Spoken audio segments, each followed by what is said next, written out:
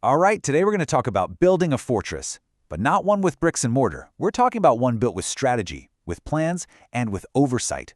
We are diving deep into enterprise resilience, and trust me, this has gone from being some back-office checklist to a frontline existential need for pretty much every organization out there. And this really gets to the heart of it, doesn't it? See, resilience isn't just about keeping the lights on after a storm anymore. It's about the literal survival of the entire company when it's faced with all kinds of threats. And that's the core idea we're going to unpack together. So that brings us to the big question, right? In a world that feels like it's in constant chaos, what does that defense actually look like? I'll tell you right now, it's not a single plan you can just write up, and it's definitely not a piece of software you can just buy. It's more like a multi-layered shield, and we're going to break down every single one of those layers, starting from the ground up. Okay, so where do we start? Well, just like any strong building, you have to have a solid foundation. And in the world of enterprise resilience, that foundation is all about the plans that keep the core of the business humming along no matter what's thrown at it. This is the world of business continuity. So what is business continuity management, or BCM? The easiest way to think about it is as the official playbook for when things go really wrong. But the key word here, and you can't miss this, is proactive. It's all about thinking through the worst-case scenarios. A flood, a major cyber attack, a supply chain collapse, before they happen, so your most critical operations can keep going without skipping a beat.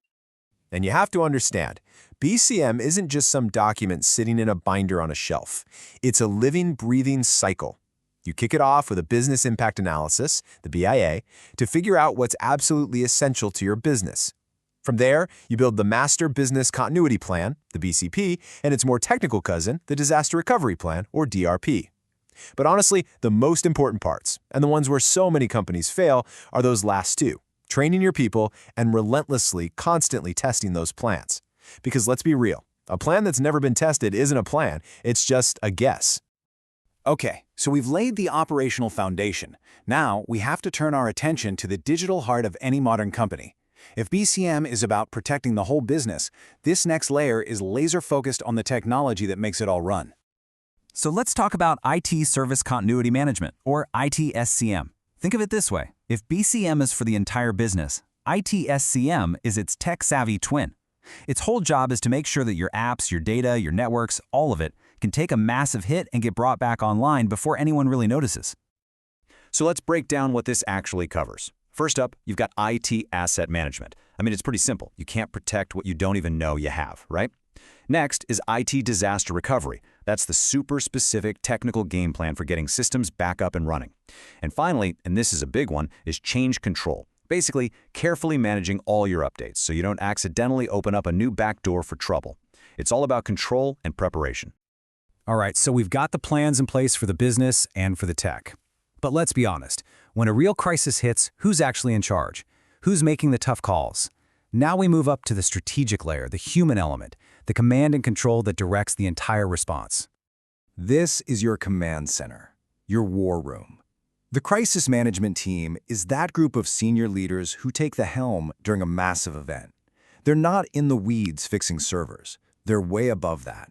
They're managing the big picture response, talking to the media and stakeholders, and making those high-stakes calls that will ultimately decide whether the company sinks or swims. And within that top-level team, you need an even more specialized crew. Let's face it, cyber attacks aren't just a threat anymore. For most, they're an inevitability. That's why having a dedicated cyber response and recovery team isn't some luxury. It is absolutely essential for making smart, lightning-fast decisions when you're under digital fire. And here's the thing, you can't just make this stuff up as you go. There are rules, big ones. For instance, new regulations like the EU's Digital Operational Resilience Act, that's DORA, are now legally forcing financial companies to prove they can do all of this. This isn't just a nice-to-have anymore. In a lot of industries, it's now the law. Okay, we have our plans, we have our oversight teams, we've built all the individual pieces of the shield. So now, let's put it all together and ask the most important question of all. What are we actually protecting with this whole structure? Here's how it all connects in the real world. You see, you don't just say, let's protect the company. That's way too vague. You have to get specific. You start by identifying a critical business function. Let's use processing customer payments as an example. Then you define the service that makes that happen. And from there, you can map out every single core component.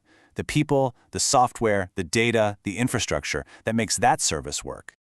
And those components, those are the real crown jewels you're protecting. And it's so much more than just data and servers. It's your people, your offices, your reputation with your customers and investors, and the stability of your entire supply chain. Real, true resilience protects all of these interconnected pieces of the puzzle. So who's on the hook for all of this?